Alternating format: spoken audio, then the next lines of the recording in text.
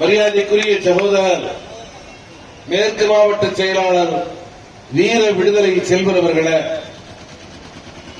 இந்த நிகழ்விலே கலந்து கொண்டு ரத்தன சுருக்கமாக உரையாற்றி விடைபெற்று சென்றிருக்கிற தென்கிழக்கு மாவட்ட செயலாளர் அருமை தோழர் வீர பொன்னிவளவன் அவர்களே, எப்போதாவது ஒருமுறைதான் நம்முடைய அதிமுகவினர் பொய் சொல்லி வருகிறார்கள். இப்போது பொய்யை தவிர வேறு எதையும் அவர்கள் பேசுவதில்லை என சுட்டிக்காட்டி விடைபெற்று சென்றிருக்கிற மைய மாவட்ட செயலாளர் அருமை தோழர் திலீபன் அவர்களே, இந்த நிகழ்விலே நம்ம எல்லாம் வரவேற்றமர்ந்திருக்கிற தம்பி சரவணன் அவர்களே, இந்த நிகழ்விலே கலந்து கொண்டு இதனை சிறப்பித்துக் கொண்டிருக்கிற அருமை தோழர் பிரின்ஸ் சோம் அவர்களே, மரியாதைக்குரிய சகோதரர் ஆமா இளங்கோவர் அவர்களே, அன்பிற்கிரிய அண்ணன் தமிழேந்தி உள்ளிட்ட இயக்கத்தின் முன்னணி பொறுப்பாளர்களே, திராவிட முன்னேற்ற கழகத்திலிருந்தும் மனிதநேய மக்கள் கட்சியிலிருந்தும் வருகை இருந்து இந்திய கம்யூனிஸ்ட் கட்சியிலிருந்தும் வருகை இருந்து தமது கண்டனங்களை பதிவு செய்து விடைபெற்று சென்றிருக்கிற மதிப்புக்குரிய சகோதரர்களே, இந்த நிகழ்விலே எனக்கு முன்னதாக அரியதொரு உரையை கருத்தை பதிவு செய்து விடைபெற்று சென்றிருக்கிற ஆற்றல் மிகுந்த செயல்பாட்டாளர் அருமை தோழர் குணவிழகர் அவர்களே, மேலிட பொறுப்பாளராய் களத்தில் நின்று இந்த நிகழ்விலே பங்கேற்று இதனை சிறப்பித்துக் கொண்டிருக்கிற ஊடகவியலாளர்களே, விழுப்புரம் வாழ் பெரியோர்களே, தாய்மார்களே, எனக்கு எதிரே திரண்டிருக்கிற நாளை இந்த நாட்டை ஆளப்போகிற விடுதலை சிறுத்தைகளே, உங்கள் அனைவருக்கும் எனது பணிவான வணக்கத்தை தெரிவித்துக் கொள்கிறேன். எனக்கு முன்னாலே உரையாற்றிய நண்பர்கள் மரியாதைக்குரிய நாடாளுமன்ற உறுப்பினர் காலம் தந்த கருத்தியல் ஆளுமை நம்முடைய பொதுச் செயலாளர் தோழர் ரவிக்குமார் அவர்கள் இன்று உரையாற்றுவதாக ஒழுங்குபடுத்தப்பட்ட இந்த ஆர்ப்பாட்டத்தில் சென்னையில் நடைபெறுகிற நிகழ்ச்சி ஒன்றிலே கலந்து கொள்வதற்காக அவர் சென்றுவிட்ட காரணத்தினால் எனக்கு வாய்ப்பளித்திருக்கிறார்கள். தோழர்கள் பேசுகிற போது ஒரு செய்தியை சொன்னார்கள். ஒரு மிகச்சிறந்த நாடாளுமன்ற உறுப்பினராக செயல்பட்டிருக்கிறார் என ஊடகவியலாளர்கள் ஒன்று சேர்ந்து மின்னம்பலம், இந்து உள்ளிட்ட மிக முக்கியமான ஊடகங்களுடைய ஊடகவியலாளர்கள் ஒன்று சேர்ந்து ஒரு தேர்வை நடத்தி அந்த தேர்வில் சிதம்பரம் நாடாளுமன்ற உறுப்பினரும் நம்முடைய மரியாதைக்குரிய தலைவருமாகிய அண்ணன் திருமாவர்கள் தான் தமிழகத்திலே இருந்து சென்ற நாடாளுமன்ற உறுப்பினர்களில் மிகச்சிறந்த பெர்ஃபார்மன்ஸ், மிகச்சிறந்த பாராளுமன்ற செயல்பாட்டை வெளிப்படுத்தி இருக்கிறார் என்கிற அடிப்படையிலே ஒரு விருது தருகிற நிகழ்ச்சி நடக்கிறது என்று சுட்டிக்காட்டினார்கள். மேடையிலே அமர்ந்தவாறே அந்த விருது தொடர்பான துண்டறிக்கையை நான் புரட்டி பார்த்தேன். அந்த விருதிலே வாழ்த்தி பேசுகிறவருடைய பட்டியலிலே நம்முடைய முன்னாள் டிஜிபி, முன்னாள் விழுப்புரம் மாவட்ட காவல் கண்காணிப்பாளர் மரியாதைக்குரிய சகோதரர் ரவி அவர்களது பெயர் இருக்கிறது. இதை பார்த்து நான் மகிழ்ச்சி அடைகிறேன். மரியாதைக்குரிய சகோதரர் ரவி அவர்கள் ஒரு காவல் அதிகாரியாக இருந்தபோது இயக்கம் இந்த மண்ணில துளிர்விட்ட காலம், அடங்க மறுப்போம் அத்து மீறுவோம் என்கிற முழக்கத்தோடு இனியும் நாங்கள் ஆடுகள் அல்ல என்கிற கம்பீரமான எழுச்சியோடு சீரிப்பாயும் சிறுத்தைகள் நாங்கள் என்கிற வெளிப்பாடோடு இயக்கம் வெளிப்பட்ட அந்த காலத்தில் அரச பயங்கரவாதத்தை எதிர்கொள்ள வேண்டிய மிக கடுமையான சூழ்நிலையில நாம் இருந்தோம். அப்படிப்பட்ட மிக கடுமையான நெருக்கடியில நாம் சந்தித்த மிக கடுமையான வழக்குகள், ஆயுள் தண்டனை வழக்கு உள்ளிட்ட வழக்குகள், நம்முடைய முன்னாள் மாவட்ட செயலாளர் தம்பி ஆத்தரசு அவர்கள் உள்ளிட்ட பாவாணர் உள்ளிட்ட தோழர்கள் மீது ஆயுள் சிறை விதிக்கப்படுகிற அளவில் பல போராட்டங்கள் இந்த மண்ணிலே நடைபெற்றன. அப்போது இந்த பகுதியிலே இருந்து விடுதலை சிறுத்தைகள் என்கிற இயக்கத்தை நசுக்கி விட்டுத்தான் போவேன் என சூளுரைத்த காவல் அதிகாரிகளில் மிக முக்கியமானவர் மரியாதைக்குரிய நண்பர் ரவி அவர்கள். அவ்வாறு அவர் தன்னுடைய உணர்வை வெளிப்படுத்தியதை இன்று சிந்தித்து பார்த்தால் தேவையில்லை. அவருடைய இடத்தில் இருந்து அந்த முடிவை அவர் எடுத்திருக்கிறார். ஆனால் காலம் எந்த இடத்திற்கு அருமை சகோதரர் ரவியை மாற்றி இருக்கிறது என்றால், மரியாதைக்குரிய தலைவர் எழுச்சி தமிழர் திருமாவை வாழ்த்தி பேசுவதற்கு நான் வருவேன் என்று சொல்லி இன்று அவர்தான் தலைவருக்கு வாழ்த்தை வழங்கிக் கொண்டிருக்கிறார் என்று சொன்னால், நாளை இந்த நாட்டை ஆளப்போகிற விடுதலை சிறுத்தைகளே என்று சொல்லிக்கொண்டே எவ்வளவு இயல்பான உண்மை பொதிந்து கிடக்கிறது என்பதற்காக நான் சொல்ல கடமைப்பட்டிருக்கிறேன். மையமான செய்திக்கு முன்னே வருவதற்கு முன்னால் ஒரு சில செய்திகளை நான் உங்களிடத்தில் நீண்ட காலமாக பகிர்ந்து கொள்ள வேண்டும் என்ற அடிப்படையில் இந்த விவாதம் நாடாளுமன்றத்தில் மக்களவையிலும் மாநிலங்களவையிலும் விவாதிக்கப்பட்டு சட்டமாக மசோதாவாக வருகிற போது மாநிலங்களவையிலே ராஜ்யசபாவில் பாஜகவிற்கு போதிய ஆதரவு இல்லாத சூழ்நிலையில் அந்த ஆதரவை அதிமுக நண்பர்களும் பாமக எம்பியும் தான் தந்தார்கள் என எனக்கு முன்னாலே உரையாற்றிய சகோதரர்கள் எடுத்துக்காட்டுகளோடு எடுத்து வைத்தார்கள். சட்டமன்றத்திற்குள்ளே நுழைந்தவுடனேயே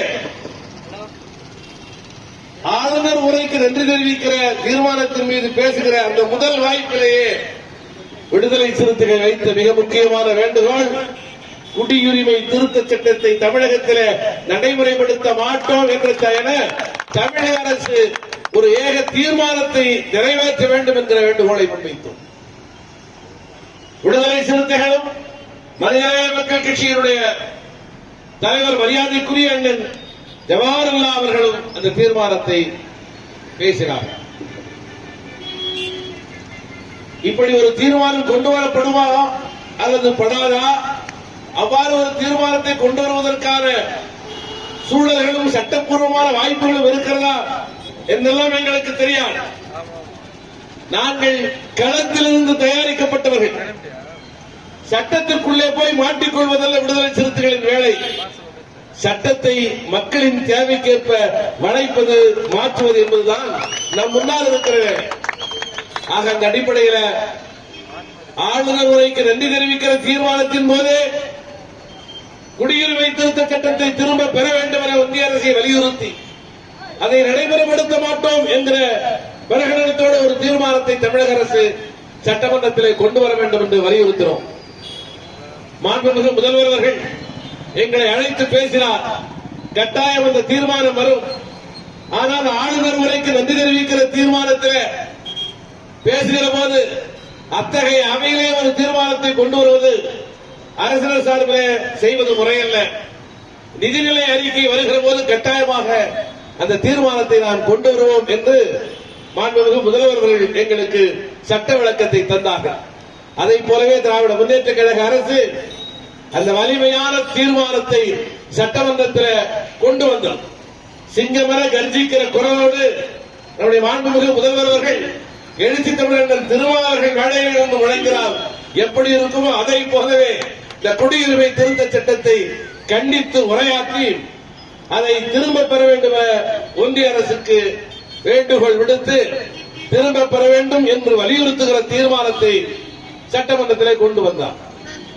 கொஞ்சம் அப்படி வெளியே பின்னாடி பார்க்கலாம். இவையெல்லாம் உங்களுக்கு தெரிந்த செய்திதான். நான் கூடுதலாக சொல்ல வேண்டும் என்று நான் விரும்புகிற செய்தி, அன்றைய நாளில் அதிமுக என்ன செய்தது என்பதுதான். பாராளுமன்றத்திலே குடியுரிமை திருத்த சட்டத்திற்கு ஆதரவாக இவர்கள் வாக்களித்தார்கள். மரியாதைக்குரிய சி.வி. சண்முகம், அதன் சி.வி. சண்முகம் கூட தம்பி திலீபன் சொன்னார். ஆனால் சட்டமன்றத்திலே என்ன நடந்தது என்று சொன்னால், அரசியல் தனி தீர்மானமாக இந்த தீர்மானம் சட்டமன்ற உறுப்பினருடைய மேடையிலே வைக்கப்பட்ட உடனேயே பிரதான எதிர்கட்சியின் தலைவராக இருக்கிற அதிமுக எதிர்கட்சி தலைவராக இருக்கிற அண்ணன் எடப்பாடி எழுந்திருந்து சம்பந்தமே இல்லாத ஒரு இருக்கை பிரச்சனையை கிளப்பி பக்கத்து இருக்கையிலே உட்கார்ந்து இருக்கிறவர் என்னை கிள்ளிவிட்டார் என்று வகுப்பறைகளை பேசுவதைப் போல மிக மலினமான ஒரு பிரச்சனையை முன்வைத்து அன்று அவையிலே இருந்து வெளியெடுப்பு செய்தார்கள். அந்த அளவிற்கு அவர்களுக்கு பயம். தமிழகத்தில் ஒட்டுமொத்த சட்டமன்ற உறுப்பினர்களும் சேர்ந்து தமிழக மக்களின் உணர்வை வெளிப்படுத்தக்கூடிய வகையிலே இந்த தீர்மானத்தை நிறைவேற்றுகிற போது கூச்சமே இல்லாமல் மனசாட்சியே இல்லாமல் மீண்டும் இஸ்லாமிய மக்களிடத்திலே போய் நிற்க வேண்டுமே என்கிற எந்த விதமான உணர்வும் இல்லாமல் வெளிப்படையாக இந்த தனி தீர்மானத்தின் போது வெளியெடுப்பு செய்தவர்கள் தான் நம்முடைய அதிமுக நண்பர்கள் என்பதை இந்த அவையிலே நான் பதிவு செய்ய கடமைப்பட்டிருக்கிறேன். பல செய்திகளை சொல்லலாம். இந்த துணைவேந்தரை திரும்ப பெற வேண்டும் என்ற அடிப்படையிலே ஒரு தீர்மானத்தை கொண்டு வந்தோம். மறக்காமல் அதே நாளில் மீண்டும் ஓபிஎஸ் உடைய இருக்கை பிரச்சனையை முன்வைத்து அவர்களுக்கு ஓபிஎஸ் இருப்பது ஒரு வகையில வசதியாக இருக்கிறது. எப்போதெல்லாம் வெளியெடுப்பு செய்ய வேண்டும் என்று விரும்புகிறார்களோ அப்போதெல்லாம் அந்த பிரச்சனையை முன்வைத்து நாங்கள் பலகாலமாக இந்த இருக்கையை மாற்றித் தர வேண்டும் என்று கேட்டுக் கொண்டிருக்கிறோம்.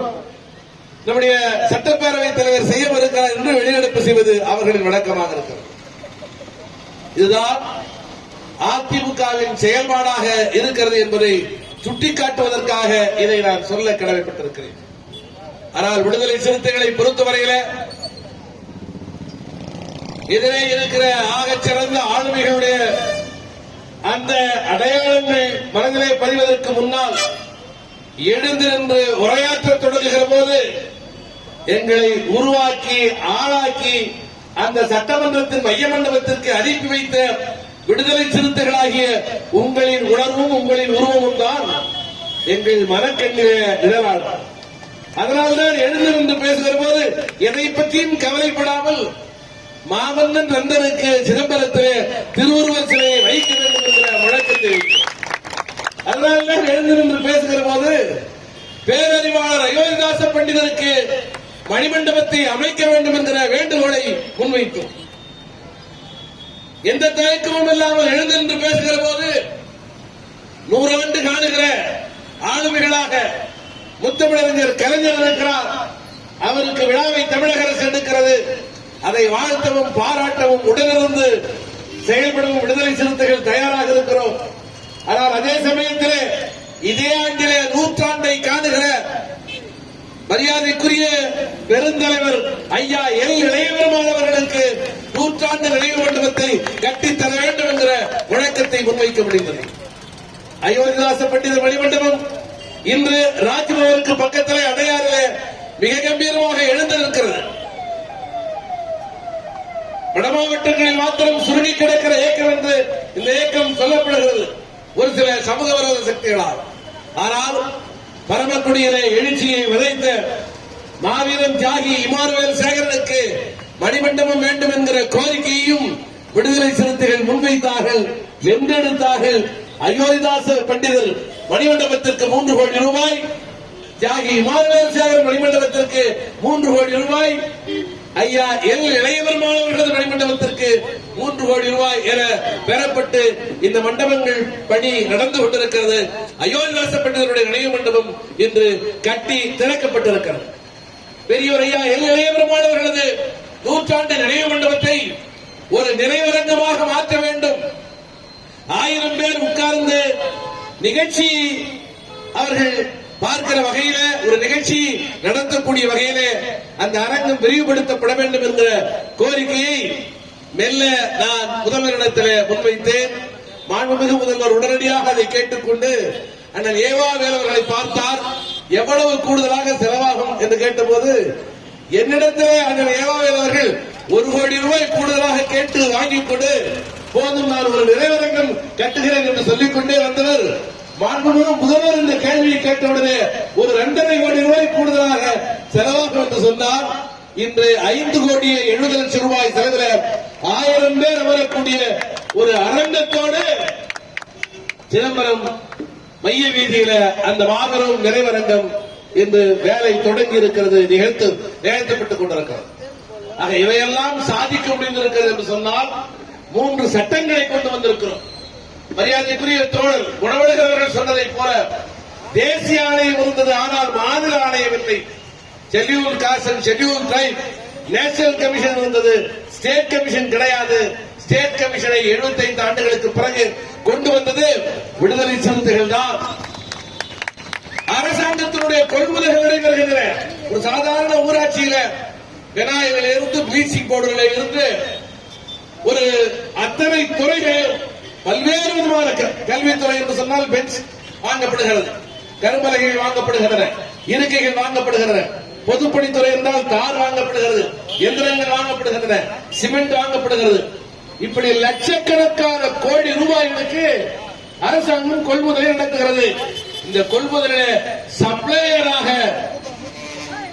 ஆந்திராவிட சமூகத்தை சார்ந்தவர்கள், பழங்குடி சமூகத்தை சார்ந்தவர்கள் யாரும் கிடையாது. ஆக முதல் முறையாக 75 ஆண்டு கால வரலாற்றில் ப்ரொக்யூர்மெண்ட் பாலிசி என்கிற பாலிசிக்குள்ளே குறுக்கீடு செய்து அதில் குறைந்தபட்சம் தேசிய அளவில் 3 விழுக்காடு இடஒதுக்கீடு இருக்கிறது, தமிழகத்தில் 5 விழுக்காடு இடஒதுக்கீடு வேண்டும் என வலியுறுத்தி அரசு அதற்கான சட்டத்தை பிறப்பித்திருக்கிறது. தமிழ்நாட்டில் இந்த சட்டம் என்று உருவாகி இருக்கிறது. ஒவ்வொரு ஆண்டும் 1000 பேர் நீங்கள் தொழில் முனைவோராக மாறலாம். நீங்கள் எதை சப்ளை செய்ய வேண்டும் என்று விரும்புகிறீர்களோ அதை உங்களால் சப்ளை செய்ய முடியும். அவ்வாறு நீங்கள் தொழில் முனைவோராக மாறுகிற இடத்தில் அதை மார்க்கெட்டிங் செய்வதற்கான வாய்ப்பும் வசதியும் இல்லாத கடந்த கால சூழலை மாற்றப்பட்டு அவையெல்லாம் இன்று அரசு துறையாலே கொள்முதல் செய்யப்படக்கூடிய ஒரு சூழலை உருவாகி இருக்கிறது என்பதை நான் பணிவோடு சொல்ல கடமைப்பட்டிருக்கிறேன். எல்லாவற்றையும் விட மிக மிக முக்கியமானது விடுதலை சிறுத்தைகளுடைய காலடியிலே இந்த வெற்றியை நான் சமர்ப்பிக்க கடமைப்பட்டிருக்கிறேன். குடியுரிமை திருத்த சட்டத்தை எதிர்த்து நடைபெறுகிற இந்த ஆர்ப்பாட்டத்தை ஒரு வாய்ப்பாக பயன்படுத்திக் கொண்டு உங்கள் பொறுப்பாளர்களை முத்தமிட்டு அந்த வெற்றியை உங்களிடத்தில் கொண்டு வந்து நான் காணிக்கையாக சமர்ப்பிக்கிறேன்.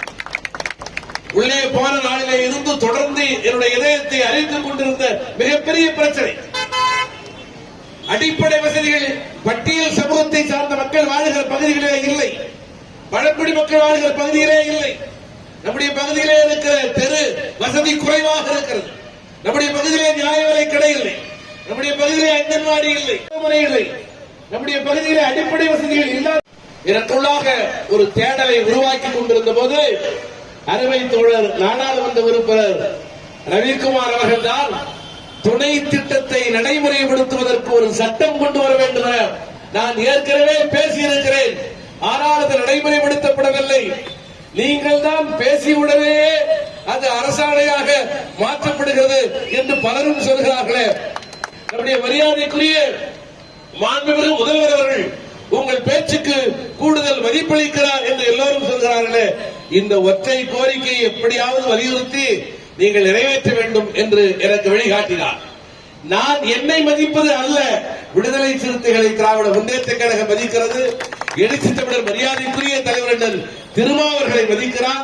ஆகவே அவரது தூதுவராக அங்கே போய் பேசுகிற எங்களுக்கும் அந்த மரியாதை கிடைக்கிறது. இதை பக்குவமாக சொல்லுகிற முறையில் வேண்டுமானால் கொஞ்சம் எங்களது பங்களிப்பு கூடுதலாக இருக்கக்கூடும் தவிர இந்த மரியாதை 30 ஆண்டு கால எழுச்சி தமிழர் மரியாதைக்குரிய தலைவர் திருமாவருடைய உழைப்பிற்கு கிடைத்த வெற்றி, உங்கள் ஒவ்வொருவருடைய தியாகத்திற்கும் கிடைத்த வெற்றி. சற்றேறக்குறைய 80,000 கோடி ரூபாய் 80,000 கோடி ரூபாய்க்கான நலத்திட்டங்கள் ஒவ்வொரு ஆண்டும் தமிழக அரசால் உருவாக்கப்படுகிறது. அந்த 80,000 கோடி ரூபாயிலே சற்றேறக்குறைய 18,000 கோடி ரூபாய் ஆதி திராவிடர் மற்றும் பழங்குடியினர் சமூகத்திற்காக ஒதுக்கப்பட வேண்டும். அந்த பகுதியிலே போய் அது சென்று சேர வேண்டும் என்று ஒரு கருத்து இருக்கிறது. ஆனால் சட்டமாக்கப்படவில்லை. போய் சேர வேண்டும் என்பது வெறும் திட்டமாக இருக்கிறது தவிர, கருத்தாக இருக்கிறது தவிர முறையான வாய்க்கால் கிடையாது. முறையான வாய்க்கால் இல்லாததாலே மையமான விவசாய நிலம் பயிரிடப்படுகிறது. வாய்க்காலின் பரப்புக்கு வெளியே இருக்கிற இந்த நிலமோ ஒரு மானாவாரி நிலமாகவே விளைச்சல் இல்லாத நிலமாகவே நீண்ட நெடிய காலமாக இருந்தது. தொடர்ந்து 3 ஆண்டு காலம் அதற்காக குறிப்பான வேலைகளை செய்து அண்டை மாநிலங்களுக்கு போய் ஆய்வுகளை நடத்தி மாண்புமிகு முதல்வரை ஏற்றுக்கொள்ள செய்து கடந்த பிப்ரவரி மாதம் 22ஆம் தேதி தமிழக அரசியல் வரலாற்றில் ஒரு பொன்னாள், என்னுடைய சட்டமன்ற அனுபவத்திலே ஒரு மிகச்சிறந்த நாள்.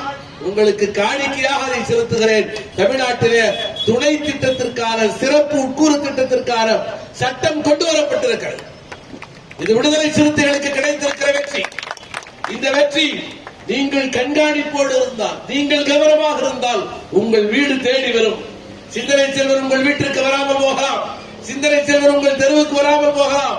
ஆனால் எழுச்சி தமிழின் வியர்வையாய் தியாகமாய் இன்று உருவாகி இருக்கிற இந்த சட்டத்தினுடைய விளைச்சல், இந்த சட்டத்தினுடைய பலன் நீங்கள் விழிப்பாய் இருந்தால் உங்கள் தெருவுக்கு உங்கள் வீதிக்கு வரும் என்கிற செய்தி இங்கே நான் பதிவு செய்ய கடமைப்பட்டிருக்கிறேன். இது அருமை உறவுகளே, குடியுரிமை திருத்த சட்டம் தொடர்பாக எனக்கு முன்னாலே பேசிய அருமை தோழர்கள் பல விதமான பரிமாணங்களிலே அதை விளக்கி சொல்லியிருக்கிறார்கள். அதை ஒரு டெக்னிக்கலாக விளக்கி சொல்வது என்கிற அடிப்படையில் அண்டை நாடுகளாக இருக்கிற பாகிஸ்தான், ஆப்கானிஸ்தான், வங்கதேசம் போன்ற பகுதிகளிலே மத ரீதியான துன்புறுத்தல் இருக்கிறது. அந்த நாடுகள் இஸ்லாமிய நாடுகளாக இருக்கிறது, இஸ்லாமிய அரசுகளாக இருக்கிறது. ஆகவே அங்கே இருக்கிற இஸ்லாமியர் அல்லாத பிற சமூகத்தை சார்ந்த இந்துக்களாக, சமணர்களாக, பௌத்தர்களாக, சீக்கியர்களாக, பார்சிகளாக, கிறிஸ்துவர்களாக இருக்கிறவர்கள் மத துன்புறுத்தலுக்கு ஆளாகி இந்தியாவை நோக்கி புலம்பெயர்ந்து வருகிறார்கள். ஆகவே அவர்களுக்கு குடியுரிமையை தர வேண்டும் என்கிற அடிப்படையில் உருவாக்கப்பட்டதாக, திருத்தப்பட்டதாக இந்த குடியுரிமை திருத்த சட்டம் தன்னை பிரகடனப்படுத்திக் கொள்கிறார். மத துன்புறுத்தலுக்கு உள்ளாகிற அந்த சமூகத்தில் இஸ்லாமியர்களும் கூட மத துன்புறுத்தலுக்கு ஆளாகிறார்கள். பெரும்பான்மையான மத வழிபாட்டோடு அந்நியப்பட்டிருக்கிற சிறுபான்மை பிரிவினர் இஸ்லாமிய சமூகத்திலேயே அப்படிப்பட்ட துன்புறுத்தலுக்கு ஆளாகிறார்கள். ஆகவே மத துன்புறுத்தலுக்கு ஆளாகி இருக்கிற யார் வேண்டுமானாலும் இந்தியாவிற்கு வந்தால் ஒரு குறிப்பு 2016க்கு பிறகு அவர்களுக்கு குடியுரிமை வழங்கலாம் என்று அரசு ஒரு சட்டத்தை கொண்டு வந்திருந்தால் ஒருவேளை அதை ஏற்றுக்கொண்டிருக்க முடியும். ஆனால் அரசு அவ்வாறு செய்யாமல், பாஜக அவ்வாறு செய்யாமல், அவ்வாறு புலம்பெயர்ந்து வருகிறவர்கள் இஸ்லாமியர்களுக்கு குடியுரிமை கிடையாது, பிற மதத்தை சார்ந்தவர்களுக்குத்தான் அந்த குடியுரிமை வழங்க முடியும் என்று அரசமைப்பு சாசனத்தின் மையமாக இருக்கிற மதச்சார்பின்மை என்கிற கருத்தியலுக்கு எதிராக ஒரு சட்டம் ஏற்றப்பட்டிருக்கிறது. இந்த சட்டத்தால் எத்தனை பேர் பலியாகி இருக்கிறார்கள் என்று மரியாதைக்குரிய அண்ணன் எடப்பாடி அவர்கள் கேட்கிறார்கள். மரியாதைக்குரிய அண்ணன் எடப்பாடி அவர்களை பார்த்து நான் பணியோடு சொல்ல கடமைப்பட்டிருக்கிறேன். அவரது ஆளுமையை கண்டு நான் வியக்கக்கூடியவன். 3 மணி நேரம் 4 மணி நேரம் சட்டமன்றத்தில் பேசுவார். ஒரே ஒரு வார்த்தை கூட வேங்கை வயல் தொடர்பாக அவர் பேசியதே கிடையாது. ஆனால் சட்டமன்றத்திலே வேங்கை வயல் தொடர்பாக அதை கண்டித்து கடுமையாக சட்டமன்றத்தில் பேசியவர் நம்முடைய மாண்புமிகு முதல்வர் அவர்கள். இதை கண்டித்தார். வெளிப்படையாக கவன ஈர்ப்பு தீர்மானத்தில் கலந்து கொண்டு அவர் உரையாற்றினார். அதை வாய்ப்பாக பயன்படுத்திக் கொண்டு ஆளும் அரசுக்கு ஒரு நெருக்கடியை தர வேண்டும் என்பதற்காகவாவது இன்று வேங்கை வயல் தொடர்பாக அண்ணன் எடப்பாடி பேச மாட்டாரா என்று நான் காத்திருந்தேன். ஆனால் எப்பொழுதும் அவர்தான் பேசுவார். அன்றைய நாளில் மாத்திரம் நம்முடைய விஜயபாஸ்கர் அண்ணனை பார்த்து பேச சொல்லிவிட்டார். அண்ணன் விஜயபாஸ்கர் அவர்கள் அதிமுகவினுடைய முன்னாள் அமைச்சராக இருந்தவர். அவர் சம்பந்தமே இல்லாமல் வேங்கை வயலிலே பாதிக்கப்பட்டவர் குறித்து பேசாமல் வேங்கை வயலுக்கு திடுமறை யார் யாரோ வருகிறார்கள், வெளியிலே இருந்து வருகிறார்கள், சமூக செயல்பாட்டாளர்கள் என்று வருகிறார்கள், அவர்களால் வேங்கை வயலிலே பதட்டம் இருக்கிறது என்றுதான் பேசினார். அருமை நண்பர்களே, வேங்கை வயல் என்கிற துருப்பு சீட்டை பயன்படுத்திக் கொண்டு விடுதலை சிறுத்தைகளுக்கு எதிராகவே காயர் தகர்த்துகிற சில சதிகார கும்பலுக்கு நான் சொல்ல கடமைப்பட்டிருக்கிறேன். வேங்கை வயல் தொடர்பான கவன ஈர்ப்பு தீர்மானத்தை கொண்டு வந்தவர்கள் விடுதலை சிறுத்தைகள், அத்தனை பேரையும் பேச வைத்தவர்கள் விடுதலை சிறுத்தைகள். இதற்காக சொல்கிறேன். ஆக அத்தகைய தருணத்தில் கூட அவர்கள் இந்த ஒடுக்கப்பட்ட மக்களின் நலன்களுக்காக, உரிமைகளுக்காக பேசியதில்லை என்கிற அடிப்படையில் நான் எடப்பாடி அவர்களுக்கு ஒரு சின்ன கருத்தை சொல்ல விரும்புகிறேன். அரசமைப்பு சாசனத்தினுடைய முகவுரை இருக்கிறதே, இந்திய குடிமக்களாகிய நாம் என்றது தொடங்கும். ஆங்கிலத்தில் we the people of India என்று தொடங்கும். we the people of India என்று தொடங்குவதா, we the citizen of India என்று தொடங்குவதா என்று 15 நாள் அரசமைப்பு சாசன அவையில பதட்டமான விவாதம் நடந்தது. விவாதத்தின் இறுதி தீர்ப்பில் புரட்சியாளர் அம்பேத்கர் சொன்னார், we the citizen of India என்று சொல்லக்கூடாது, we the people of India என்று சொன்னார். ஒவ்வொரு வார்த்தைக்கு பின்னாலும் எவ்வளவு பெரிய பொருள் இருக்கிறது என்பதை புரிந்து கொண்டிருக்கிற தலைவராக புரட்சியாளர் அம்பேத்கர் இருந்தார். அந்த தலைவரின் வழி வந்தவர்களாக விடுதலை சிறுத்தைகள் இருக்கிற காரணத்தினாலே தான் எத்தனை பேர் பாதிக்கப்பட்டார்கள் என்கிற அளவுகோலை எடுப்பதல்ல, இதன் மூலமாக அரசமைப்பு சாசனத்தினுடைய மதச்சார்பின்மை என்கிற விழுமியம் பாதிக்கப்படுகிறது. சட்டம் உருவாகுமானால் மதத்தின் அடிப்படையில் ஒரு குறிப்பிட்ட சாராரை பாகுபடுத்துகிற சட்டம் என்று நாடாளுமன்றத்திலே நிறைவேற்றப்படுமானால், அது நடைமுறைப்படுத்தப்படுமானால் தொடர்ந்து மதத்தின் அடிப்படையிலே பாகுபாடு காட்டுகிற சட்டங்களை கொண்டு வர முடியும். குடியுரிமை திருத்த சட்டம் இதற்கு முன்னுதாரணமாக இருக்கிறது. அது மதத்தின் அடிப்படையிலே ஒரு சாராரை புறக்கணித்திருக்கிறது. ஆகவே இந்த சட்டத்தையும் கொண்டு வருகிறோம் என்று சொல்ல முடியும். ஆகவே எத்தனை பேர் இதில் பாதிக்கப்பட்டார்கள் என்பதெல்லாம் கேள்வி. வடகிழக்கு புதுதில்லியிலே நடந்த கலவரங்களில் 49 இஸ்லாமியர்கள் படுகொலை செய்யப்பட்டார்கள்.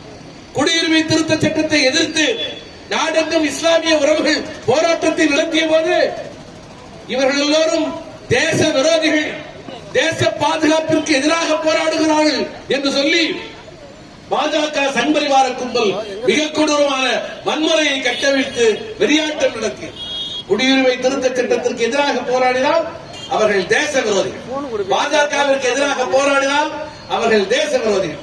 அருமை நண்பர்களே, இது மதத்தின் அடிப்படையிலே இஸ்லாமியர்களையும் இனத்தின் அடிப்படையிலே தமிழர்களையும் பாகுபடுத்துகிறது என்பதையெல்லாம் எனக்கு முன்னாலே பேசிய தோழர்கள் சொன்னார்கள். அடிப்படையிலே விடுதலை சிறுத்தைகள் இதிலே கவனமாக பார்க்க வேண்டிய செய்தி, அரசமைப்பு சாசனத்தின் மதச்சார்பின்மை என்கிற விழுமியத்திற்கு எதிராக ஒரு சட்டம் இயற்றப்படுகிறது. ஆகவே இது அரசமைப்பு சாசனத்தின் விழுமியத்தை பாதிக்கிறது, அதை பழுதடைய செய்கிறது, அதை பலவீனப்படுத்துகிறது. இதை அனுமதிக்க முடியாது என்கிற அடிப்படையிலே தான் கடந்த 5 ஆண்டு காலமாக தொடர்ச்சியாக விடுதலை சிறுத்தைகள் உள்ளிட்ட பல்வேறு ஜனநாயக இயக்கங்கள் தொடர்ந்து போராட்டங்களை நடத்தி வந்தோம். ஆனாலும் கூட பாஜக அரசு தான் எதை செய்ய வேண்டும் என்று விரும்புகிறோமோ அதை செய்தே தீர்வோம் என்கிற அடிப்படையில் இந்த திட்டத்தை நடைமுறைப்படுத்துவதற்கான அரசாணையை வெளியிட்டிருக்கிறார். அடிப்படை காரணம், எங்கே இருந்து இந்த துணிச்சல் வந்திருக்கிறது, எப்படி இந்த துணிச்சல் வந்திருக்கிறது? 2 வகையிலே இந்த துணிச்சல் வந்திருக்கிறது. எதிர்வருகிற நாடாளுமன்ற தேர்தலில் தொடர்ந்து இஸ்லாமியர்களுக்கு எதிரான வெறுப்புணர்வை உயிரோட்டமாக வைத்திருக்க வேண்டும். இஸ்லாமியர்களுக்கு எதிரான அந்த வெறுப்புணர்வை உயிரோட்டமாக வைத்திருக்க வேண்டுமானால் நாம் தொடர்ந்து போய் இஸ்லாமியர்களை சீண்ட வேண்டும். அவ்வாறு சீண்டுகிற போது குறைந்தபட்சமாகவாவது அவர்கள் தங்களது எதிர்வினையை வெளிப்படுத்துவார்கள்.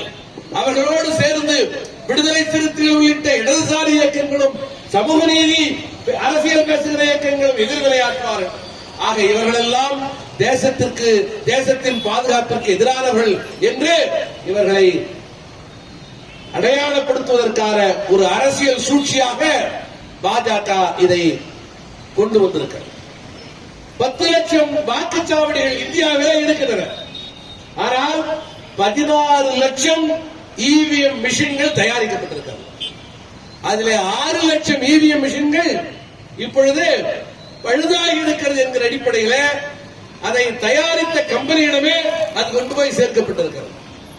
இந்த 6 லட்சம் இவிஎம் மிஷின்களையும் எவ்வாறு நாம் அதில் இடைத்தேர்தலை உருவாக்க முடியும் என்றால், அது பழுதாகிவிட்டது என்கிற அடிப்படையிலே மீண்டும் தயாரிக்கப்பட்ட நிறுவனத்திற்கே வந்தால் அவர்கள் அதிலே தங்களுக்கான செயல் திட்டத்தை வைக்க முடியும். முதல் 200 வாக்குகள் அல்லது முதல் 100 வாக்கு எந்த பொத்தானுக்கு நீங்கள் அமர்த்துகிறீர்களோ அந்த பொத்தானுக்கு உரிய வாக்கு போய் விழுந்துவிடும். ஆக நீங்கள் ட்ரையல் நடத்துகிற போது ஒரு 100 வாக்கு அளிக்கிறீர்கள் என்று சொன்னால் அது சரியாக போய்விடும். அதற்கு பிறகு நீங்கள் எந்த பொத்தானை அமைத்தினாலும் அது பாஜகவுக்கு தான் போய் சேரும் என்கிற அடிப்படையில் அதிலே ஒரு மால் இன்டர்பிரேஷன் செய்ய முடியும். இது நிரூபணமாக இருக்கிற ஒரு உண்மையாக இருக்கிறது. தமிழ்நாடு போன்ற மாநிலங்களிலே எப்படி இயல்பாக நடக்கிறது அப்படி விட்டு விடுங்கள் என்று அனுமதித்து விட முடியும். சில மாநிலங்களை மாத்திரம் அவர்களுக்கு ஆதரவாக இருக்கிற மாநிலங்களிலே ஓரளவிற்கு 50 விழுக்காடு இருக்கிற மாநிலங்களே 80 விழுக்காடாக அதை மாற்றுவதற்கு இந்த யுக்தியை அவர்களால் பயன்படுத்த முடியும். ஆகவே இத்தகைய முறைகேடுகளின் மூலமாக ஆட்சி அதிகாரத்தை கைப்பற்ற முடியும் என்பது ஒரு நம்பிக்கை. இரண்டாவது, வெறுப்புணர்ச்சியை விதைப்பதன் மூலமாக இஸ்லாமியர்களை, கிறிஸ்துவர்களை, இடதுசாரிகளை எதிரிகளாக அடையாளப்படுத்துவதன் மூலமாக பெரும்பான்மை மக்களை ஒரு பதட்டத்திற்கு ஆளாக்கி அவர்களின் பாதுகாவலன் மோடிதான் என்கிற பிம்பத்தை கட்டமைத்து வாக்குகளை அவர்கள் சூறையாட முடியும் என்பது இரண்டாவது அணுகுமுறை. அருமை நண்பர்களே, இதைத்தான் பாசிசம் என்று சொல்கிறோம். பாசிசம் பாசிசம் என்று தொடர்ந்து நாம் பேசி வருகிறோமே, பாசிசம் என்றால் என்ன என்பதை சமூக செயல்பாட்டாளர்களாக இருக்கிற நாம் புரிந்து கொள்ள வேண்டும். பாசிசம் என்பது ஒரு கட்சியினுடைய கொள்கை. இத்தாலியிலே இருந்த முசோலினி என்கிற சர்வாதிகாரியினுடைய கட்சிக்கு பெயர் பாசிஸ்ட் பார்ட்டி. ஆக பாசிசம் என்பது ஏதோ நாம் பாசிசம் என்றால் ஒரு சர்வாதிகாரம் என்று புரிந்து வைத்திருக்கிறோம். தவிர அது ஒரு கொள்கை. நாசிசம் என்பது ஒரு கொள்கை. பாசிசமும் நாசிசமும் ஒன்றோடு ஒன்று சேர்ந்து இரண்டாவது உலக யுத்தத்திற்கு விதை போட்டன. ஒரு மிகப்பெரிய யுத்தம் இந்த மண்ணிலே நிகழ்ந்ததை நாம் அறிவோம். அது என்ன பாசிசம்? ரோமாபுரியின் புனிதத்தை பேசுவது, ரோமாபுரியின் பண்டைய பெருமையை பேசுவது, ரோமாபுரியின் தேசியவாதத்தை பேசுவது, மிகைப்படுத்தப்பட்ட அதீத தேசியவாதமாக இத்தாலியிலே இருக்கிற மக்களை கிளர்ந்திட வைப்பது, அதுதான் பாசிசம், முசோலினியுடைய பாசிசம். நாசிசம் என்றால் என்ன? ஜெர்மானியர்களின் புகழை பாடுவது, ஜெர்மானியர்களுடைய ஆரிய நீல கண்கள் தான் உலகத்தை ஆளப்பிறந்த கண்கள் என்று சொல்வது. ஆக ஜெர்மானிய தேசியவாதத்தை புகழும் ஒரு அதீத தேசிய உணர்வுக்குள்ளே ஜெர்மானிய மக்களை கொண்டு வருவது, அதுதான் நாசிசம். ஆக ஒரு அதீத தேசியவாதம், ஒரு பண்டைய பெருமையை பேசுகிற ஒரு அதீத தேசியவாதம் பாசிசத்தினுடைய அடிப்படை என்பதை நாம் புரிந்து கொள்ள வேண்டும். தேசியவாதத்தின் இன்னொரு பண்பு, அந்த அதீத தேசியவாதத்திற்கு எதிரி வெளிநாட்டிலே இருக்க மாட்டார்கள், உள்நாட்டிலே இருப்பார்கள். அதுதான் பாசிசத்தினுடைய மிக முக்கியமான பண்பு. ஜெர்மனியிலே ஹிட்லர் என்ன செய்தான்? ஜெர்மனியிலே புலம்பெயர்ந்து வாழ்கிற மிகச் சிறுபான்மையாக இருக்கிற யூதர்கள் தான் நம்முடைய வாய்ப்புகளை எல்லாம் திருடிக் கொள்கிறார்கள், அபகரித்துக் கொள்கிறார்கள் என்ற அடிப்படையில் யூத சிறுபான்மை மக்களுக்கு எதிராக அந்த நாசிச கொள்கையை கொண்டு போனார். யூதர்களை விரட்டி அடிக்க வேண்டும், யூதர்களை படுகொலை செய்ய வேண்டும், யூதர்களை இந்த மண்ணிலே இருந்து அழித்தொழிக்க வேண்டும் என்ற அடிப்படையில் ஆயிரக்கணக்கான லட்சக்கணக்கான யூதர்களை வதை முகாம்களிலே கொண்டு போய் தள்ளி அவர்களை படுகொலை செய்தான் ஹிட்லர். உலகம் பார்த்து வேடிக்கை பார்த்துக் கொண்டிருக்கிறது. இதே வரைத்தான் பண்டைய ரோமாபுரியின் பெருமையை நாம் பாதுகாக்க வேண்டும். ஆகவே ஒட்டுமொத்த உலகத்தையே இத்தாலியின் கீழே கொண்டு வந்து சேர்க்க வேண்டும் என்ற அடிப்படையில் முசோலினி என்கிற சர்வாதிகாரி அந்த மண்ணிலே தலையிடுகிறார். இதைத்தான் பாசிசம் என்று சமூகவியலாளர்கள் வரையறைப்படுத்தினார்கள். இந்த பாசிஸ்டுகள் எழுந்தார்கள், அழிந்தார்கள். முசோலினுடைய உடல் அவருடைய சொந்த ஊரில் கட்டி தொங்கவிடப்பட்டது. வருகிற போகிற முசோலினுடைய உடலும் முசோலினின் காதலினுடைய உடலும் பிறகு அடக்கம் செய்யப்பட்டன. ஹிட்லரோ ஒரு பதும்பு குழிக்குள்ளே இருந்து தன் காதலியோடு சேர்ந்து தற்கொலை செய்து கொண்டு தன்னைத்தாரே சுட்டுக் கொண்டு செத்து போனான். அவரது உடல் இதுவரை கண்டெடுக்கப்படவில்லை. வரலாறு பாசிஸ்டுகளுக்கு இந்த பாடத்தை கற்றுக் கொடுத்திருக்கிறது என்பதை விடுதலை சிறுத்தைகளுடைய மேடையில் இருக்கலாம் சொல்ல கடமைப்பட்டது. அதே காலத்தில் தான் இந்தியாவிலே ஒரு மாற்றம் ஏற்படுகிறது. இந்தியாவிலே இருக்கிற சனாதன சங்பரிவார கும்பலுடைய அதிகாரம் பறிக்கப்படுகிறது. இந்தியாவிலே இவர்கள் நாங்கள் தான் வேதகால நாகரிகத்திற்கு சொந்தக்காரர்கள், நாங்கள் தான் சமஸ்கிருதம் தான் இந்தியாவினுடைய ஆதிமொழி என்றெல்லாம் பேசிக் கொண்டிருந்தார்கள்.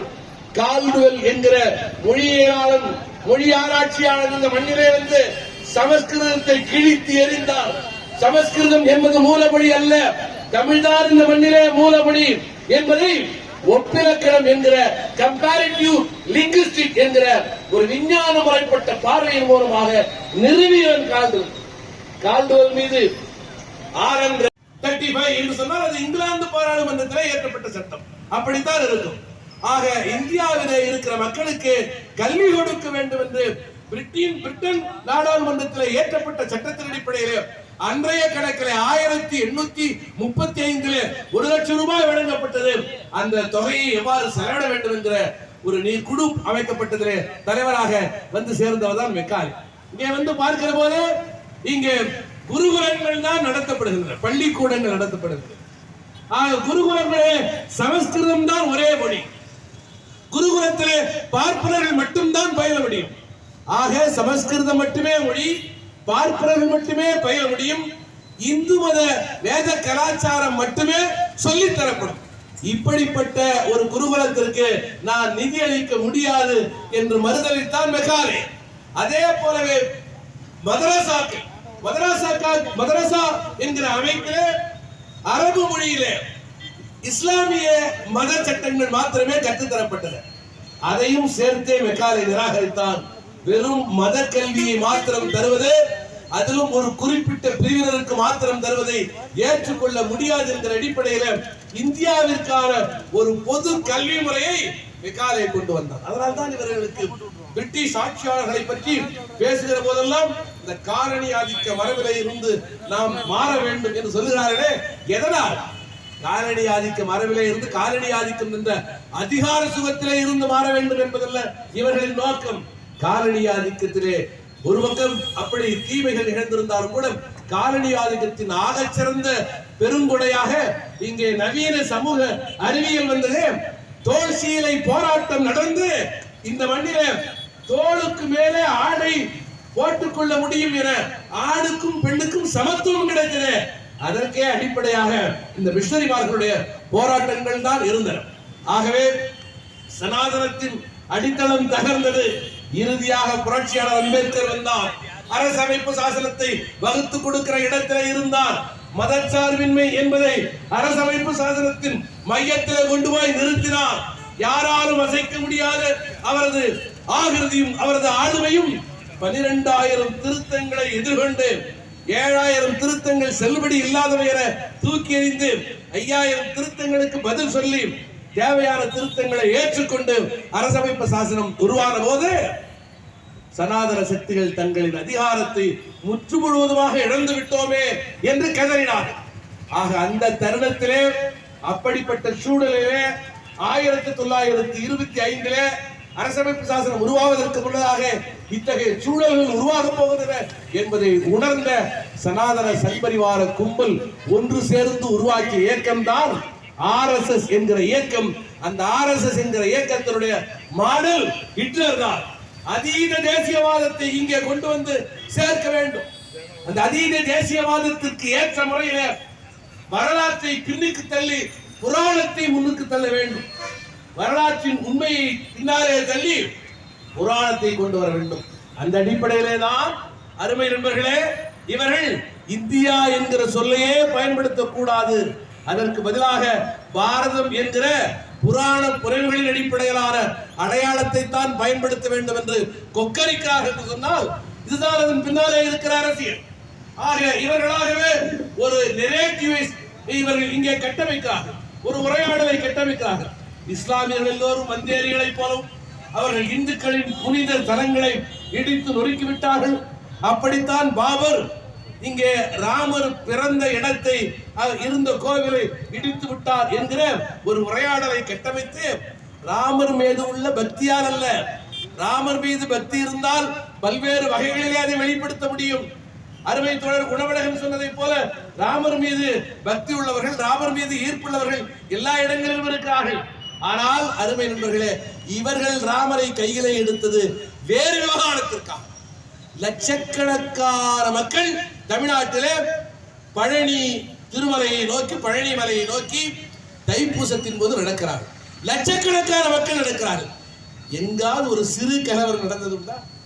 லட்சக்கணக்கான இளைஞர்கள் மார்கழி மாதத்தில் ஐயப்பன் சாமியாக மாலை போட்டுக்கொண்டு லட்சக்கணக்கான மக்கள் சபரிமலையை நோக்கி போகிறார். எங்காவது ஒரு சிறு அசம்பாவிதம், வன்முறை, மதக்கலவரம் நடந்ததுண்டா?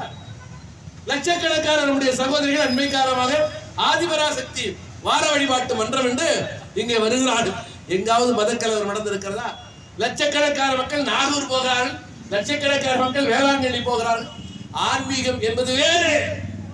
ஆன்மீகம் என்பது தனக்கும் பிரபஞ்சத்துக்கும் இடையிலே இருக்கிற உறவு என்ன? படைப்புக்கும் படைத்தலுக்கும் இடையிலே இருக்கிற உறவு என்ன? ஒரு மனிதனாக நான் பிறந்திருக்கிறேன், உணர்வோடு இருக்கிறேன். இன்னும் சிறிது நாளைக்கு பிறகு நான் இறந்து போவேன் என்று எனக்கு தெரிகிறது. நான் எங்கே இருந்து வந்தேன், எங்கே போக போகிறேன், இந்த பிரபஞ்சத்திற்கு என்னை அனுப்பியது யார், இந்த பிரபஞ்சத்திற்கு எனக்கும் என்ன தொடர்பு என்கிற கேள்விகளோடு இயங்குவது ஆன்மீகம். அந்த ஆன்மீகத்திலே உலகத்திற்கே மூத்த குடிகள் அந்த ஆன்மீக ஆராய்ச்சியிலே தமிழ் குடிகள் தான் என்பதை நான் சொல்ல கடமைப்பட்டிருக்கிறேன். அப்படிப்பட்ட ஒரு மெய்யியல் மரபை உருவாக்கியவர்கள் தமிழர்கள். ஒவ்வொரு திணை சார்ந்த நிலத்திற்கும், குறிஞ்சி நிலத்திற்கு ஒரு நில தலைவன், கடவுள் அல்ல நில தலைவன். அந்த சொல்லாடல் தான் கடவுள் என்கிற சொல்லாடலாய், தெய்வம் என்கிற சொல்லாடலாய் மாறியது.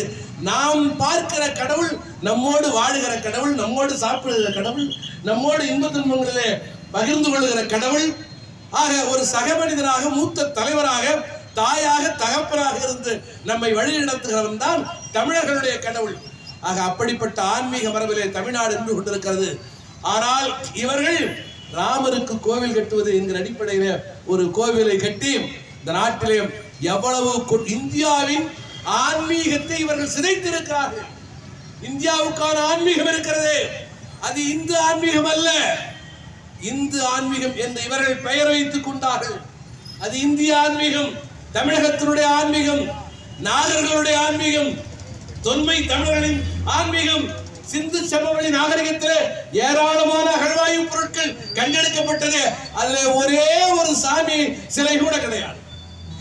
லட்சக்கணக்கான செங்கற்களால் கட்டப்பட்ட அந்த மொஹஞ்சதாரோ, ஹரப்பா அந்த இடத்திலே தலைவன் இருக்கிறான், சமூக தலைவனுக்கான அடையாளம் இருக்கிறது.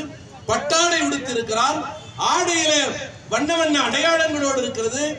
சுட்ட செங்கற்களால் வீடு, கழிவறை, பொது வாய்க்கால், டிரைனேஜ், பொது குளம் இவையெல்லாம் இருக்கிற அளவிலே உலகத்திலேயே சிறந்த மாபெரும் நாகரிகமாக அறியப்படுகிற சிந்து சமவெளி நாகரிகத்திலே ஒரே ஒரு சாமி சிலை கூட கிடையாது என்பதுதான் தமிழர்களின் ஆன்மீகம்.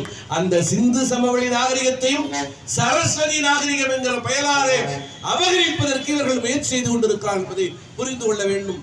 ஆகவே அருமை நண்பர்களே, உறவுகளே, வெறும் குடியுரிமை திருத்த சட்டத்தை எதிர்ப்பதல்ல விடுதலை சிறுத்தைகளுடைய பயணம். பாஜக அரசு ஒரு பாசிச அரசு, மதவாத அரசு.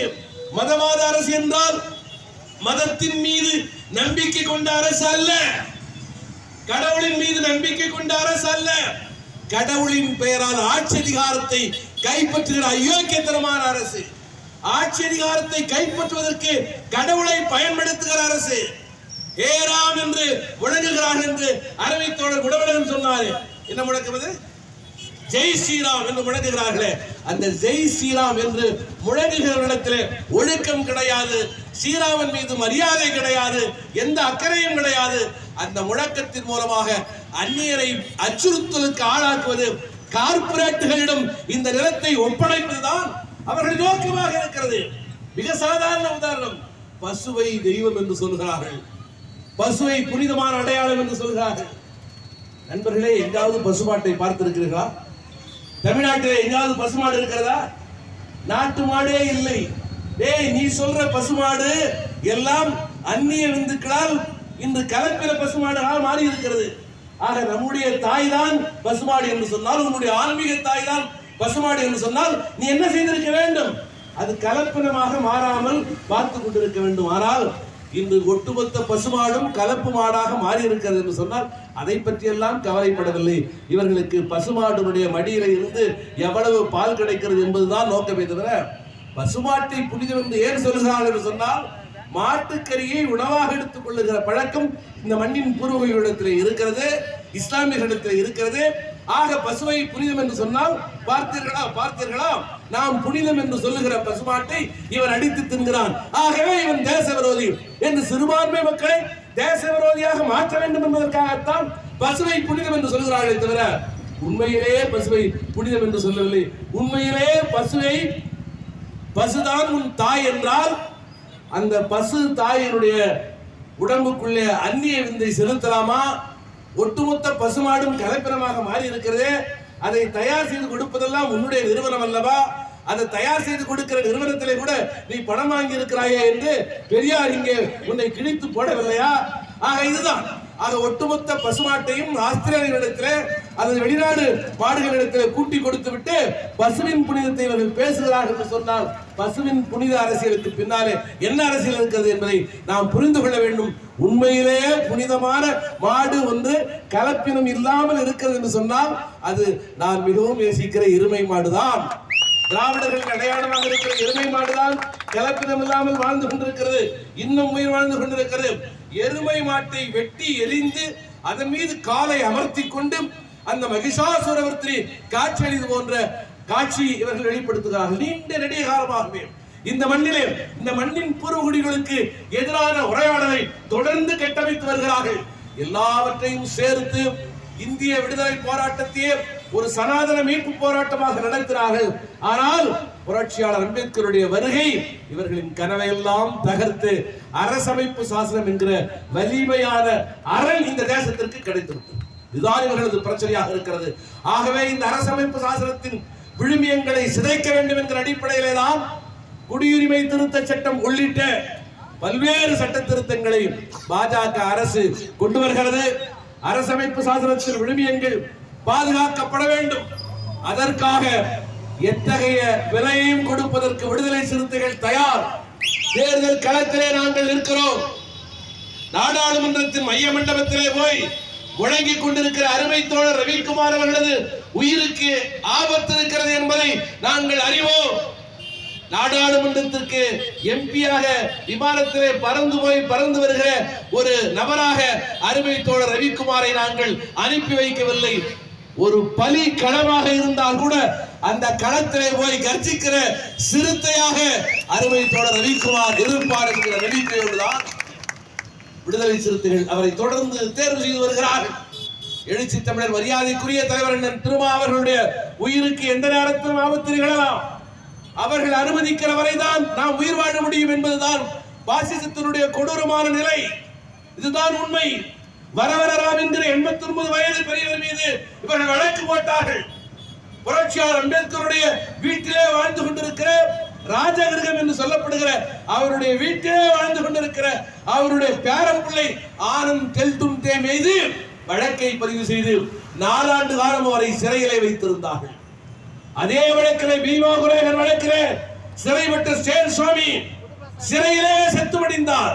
89 வயதான ஸ்டேன் சுவாமி கைகளால் என்னால் தண்ணீர் குடிக்க முடியவில்லை, டம்ளரை பிடிக்க முடியவில்லை, பால் அருந்த முடியவில்லை, காபி அருந்த முடியவில்லை, திரவ உணவை தவிர எதையும் என்னால் எடுத்துக்கொள்ள முடியாத நிலையில் டம்ளரை கூட என்னால் பிடிக்க முடியாத அளவிற்கு பார்க்கின்சன் என்கிற நோயினாலே நான் பாதிக்கப்பட்டிருக்கிறேன், எனக்கு ஸ்ட்ரா தாருங்கள் என்று நீதிமன்றத்திலே கேட்டபோது அந்த ஸ்ட்ராவை கூட தர மறுத்து ஸ்டேன் சாமி சிறையிலே வைத்து படுகொலை செய்தது பாஜக அரசு. கௌரி லங்கேஸ்வருடைய படுகொலை, கோவிந்த் பன்சாரேவுடைய படுகொலை, இப்படி தொடர்ந்து அறிவர்களை சனாதனத்துக்கு எதிராக கர்ஜிக்கக்கூடிய சிந்தனையாளர்களை படுகொலை செய்து வருகிற இந்த அரசை எதிர்த்து போராடுவதற்கு அந்த களத்திற்கு தான் 2 போராளிகளை விழுப்புரத்தில் இருந்தும் சிதம்பரத்தில் இருந்தும் நாம் அனுப்ப வேண்டியவர்களாக இருக்கிறோம்.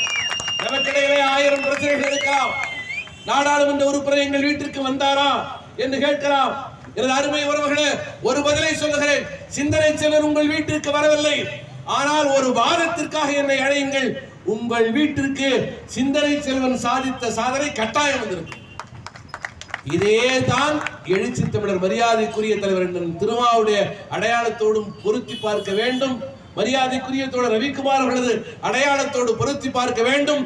ரவிக்குமார் இந்த மைய மண்டபத்திலே நாடாளுமன்றத்தில் எழுந்து பேசுகிறார் என்று சொன்னால் இங்கே இருக்கக்கூடிய நாடாளுமன்ற உறுப்பினர்கள் அவரை பார்க்கிறார்கள் என்று சொன்னால் ஒரு பேராசிரியர் பேசுவதை போல ரவிக்குமாரால் உரத்து வழங்க முடிகிறது. எழுச்சி தமிழர் மரியாதைக்குரிய தலைவர் திருமாவளவனது உரை ஒட்டுமொத்த இந்தியாவின் கவனத்தை இருக்கிறது. ஏதோ விடுதலை சிறுத்தைகள் நாடாளுமன்ற உறுப்பினராக ஆகிவிட்டால், சட்டமன்ற உறுப்பினராக ஆகிவிட்டால் என்ன நடக்குமோ ஏது நடக்குமோ என்றெல்லாம் கடைசி நேரத்தில் ஒரு வீடியோவை, கடைசி நேரத்தில் ஒரு துண்டறிக்கை ஒரு சமூக விரோத கும்பல் இறக்கிக் கொண்டே இருக்கு. பாவம், அந்த சமூக விரோத கும்பலுக்கு இந்த முறை எந்த வீடியோவும் கிடைக்கவில்லை என்பதுதான் நமக்கு வருத்தமாக இருக்கிறது. இதைத்தான் அவர்கள் செய்வார்கள். ஆனால் அருமை நம்முடைய நாடாளுமன்ற உறுப்பினர்கள் அந்த நாடாளுமன்றத்தில் ஆற்றிய உரை, அவர்கள் உருவாக்கி இருக்கிற அந்த அடிப்படையான கம்பீரம் இன்று ஒட்டுமொத்த தேசத்திற்கும் ஒரு தெளிவை தந்திருக்கிறது, ஒரு வலிமை தந்திருக்கிறது. நிறைவாக ஒன்றை சொல்லி நான் விடைபெற விரும்புகிறேன். அருமை நண்பர்களே, முதல் சட்ட திருத்தம் என்கிற பெயரில் ஒரு சட்ட திருத்தம் இந்த மண்ணிலே உருவானது. அது இறுதி செய்தியாக நான் சொல்ல ஆசைப்படுகிறேன். முதல் சட்ட திருத்தம் திராவிட இயக்கத்தை சார்ந்தவர்கள் அதை மேடைகளிலே பேசுவார்கள். இங்கே நீதி கட்சி ஆட்சியிலே இருந்தது.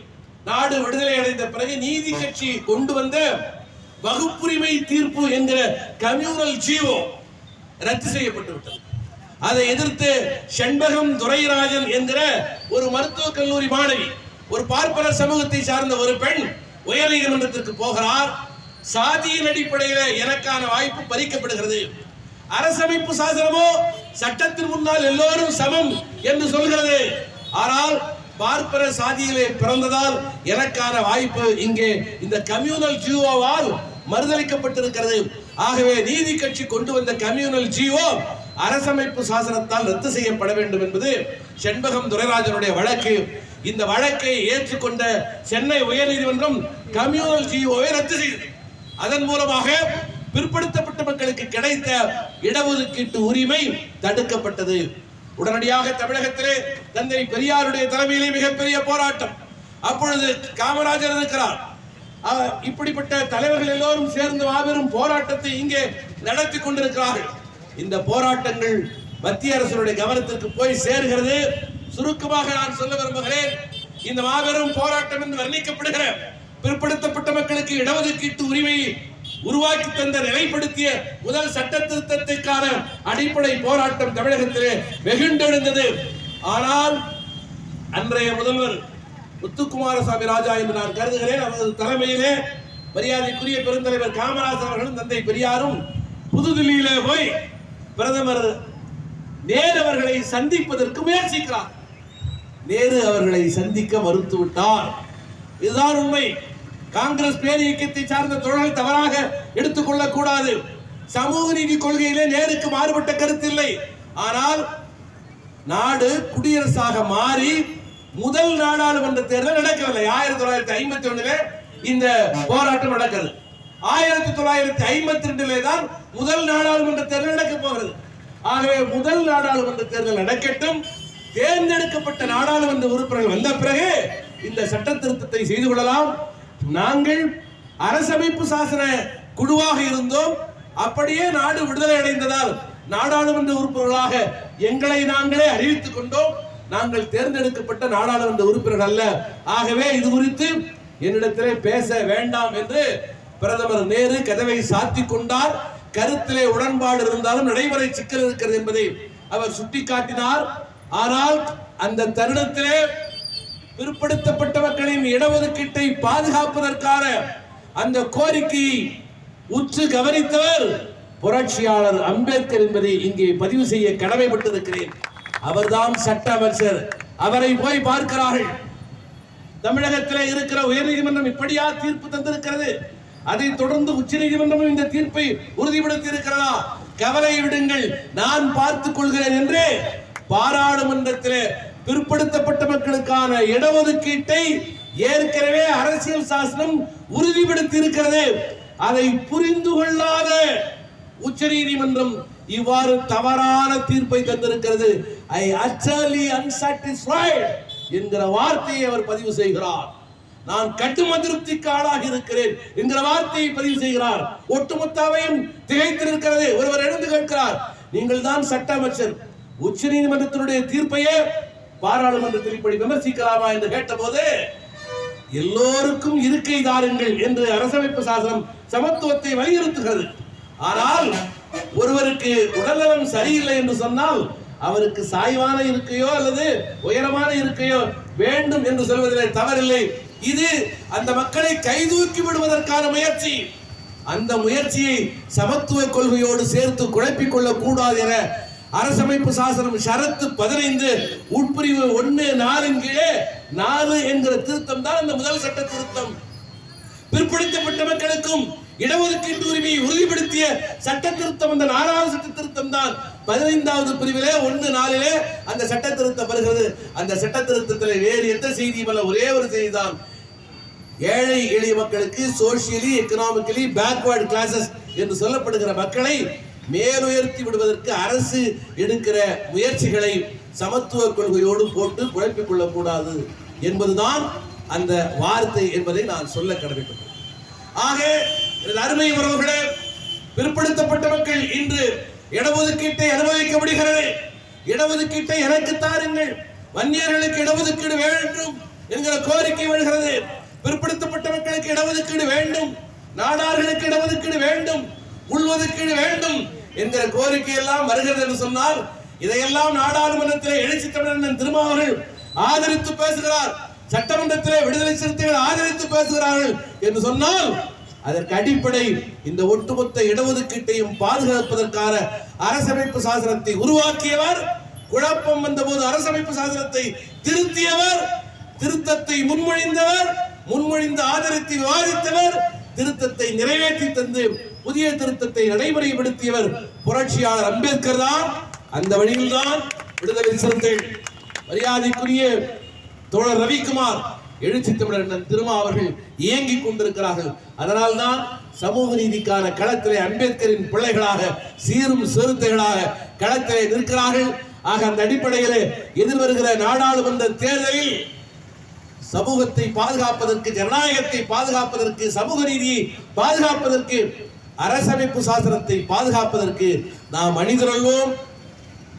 சின்ன முரண்பாடுகளை தூக்கி எறிந்துவிட்டு தேசத்தை பாதுகாப்பதற்கான ஒரு விடுதலை போராட்டம் இது என்கிற உணர்வோடு களத்தில் நிற்போம். ஒன்றிய அரசே குடியுரிமை திருத்த சட்டத்தை திரும்ப பெறு என்கிற முழக்கத்தை மாற்றி குடியுரிமை திருத்தத்தை கொண்டு வந்த பாஜகவே நீ வெளியே போ என்கிற முழக்கமாக அதை மாற்றி அவர்களை விரட்டி அடிப்பதற்கான களமாக தேர்தல் களத்தை பயன்படுத்துவோம். அரசியல் களத்திலும் பண்பாட்டு தளத்திலும் நம்முடைய தலைமுறை போர் புரியட்டும், நாளைய தலைமுறை இந்த நாட்டை ஆளட்டும் என முழங்கி விடைபெறுகிறேன். நன்றி, வணக்கம்.